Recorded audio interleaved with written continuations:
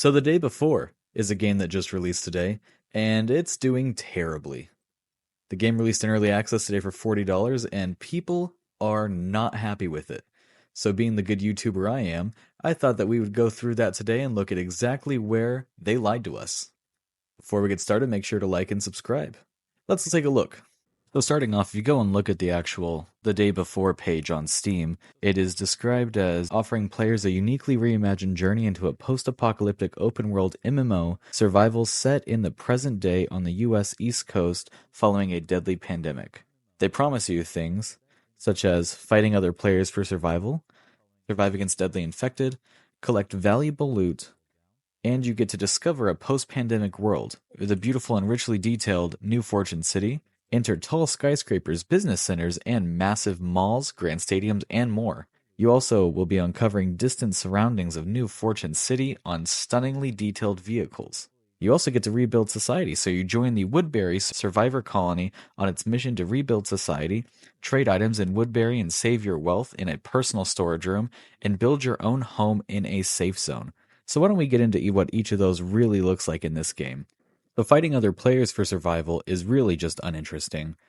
Whenever I first loaded into the game world, which is supposed to be quote-unquote open world, even though it's really not, it's more of like a Tarkov looter extraction game, I literally walked straight and then turned right, and I saw a player, he shot me in the face a couple times and I was dead, and that was the end of it. I'd lost everything. So many people asking us for stuff. Whoa, whoa, whoa, whoa, oh god. Yep, not what I was expecting there. I don't know why. Maybe it's because I raised my gun up first. Oh, well, that's unfortunate. And while I'm okay with that, whenever I loaded in and the game had not taught me how to do any kind of combat yet, and I had to figure that out immediately being thrown into this hostile territory, and then meeting another player and then dying immediately is pretty disheartening. Combat is really just uninteresting, though. You don't feel like there's any real sense of rush. It's really more of like whoever gets the drop on the other player is going to get the win there, because you can't really react very fast because of how slow the UI actually is, and it only takes a few shots to kill you anyways. Now, the second time I ran into a player, which was the second time loading into the world, my game crashed right as we were about to fight. Alright, I can get down with that map mechanic, though. That was pretty nice.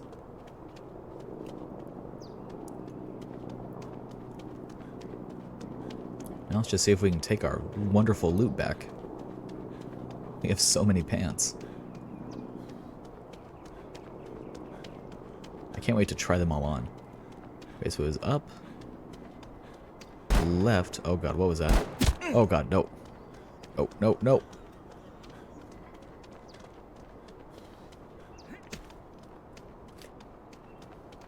No! Fuck. Oh, it crashed. God damn it. Of all the times. And that is where I had server issues like everybody else. It was just going on and on and on. No matter how many times I tried to load into a server, it would not work. Till eventually I had to exit out of my game, open it back up, and it started working finally. Oh, Weaselville, here's where we were. Maybe that's our good luck server. A few moments later. But then, by the time I'd run into any other players, they were kind of friendly, and that was really it. Until towards the end of my streaming session, I ran into one more. I was going through a chest. They got the drop on me. Of course, I couldn't move fast enough, and I got killed, and that was that.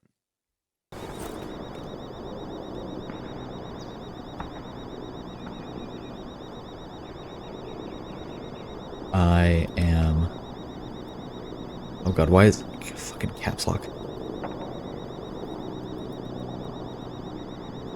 I'm a friend. Are you a friend?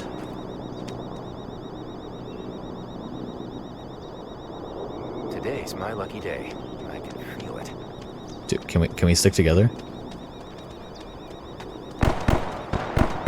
Just go our separate ways, man. Just two strangers passing by. That's all we have to be.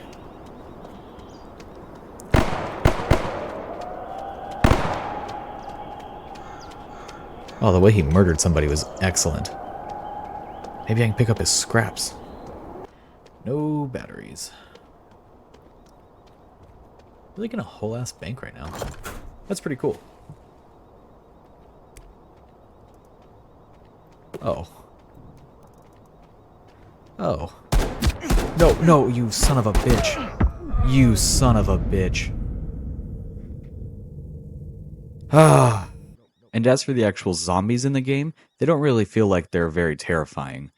Most of them are just basically bullet sponges, and I didn't really see any kind of variance other than boy zombie and girl zombie, and that was really it. And it takes a few hits to kill them, and if you don't have any materials, then you can just run away from them, and overall they were just very unimpressive.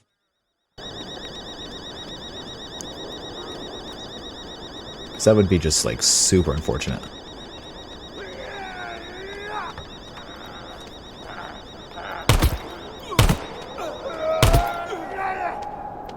Come on, there's no way. There we go. So as you can see, these infected are not a deadly threat at all. And then as far as loot goes, there's really not that much loot. There's plenty of things to loot in the open world. But as far as I could tell, there wasn't anything like really valuable. Everything was worth, that I picked up, it said about $50 or whatever their in-game currency is. And it all took up a bunch of space, and that's the next issue I had, was that my storage area actually didn't hold anything that I would put in it. It would all disappear immediately. So there was actually 0 point in using the storage, because anything I put in there was just always going to disappear. I'll show you with some shotgun shells, and who knows, maybe it'll work now. Like if we go over here, there's a shirtless man. That's always nice. Hey, how's it going? Open storage. Feel free to use it. So there's nothing in here, and I've put stuff in here. If I put these 2 shotgun shells in there, and then I close it, Great.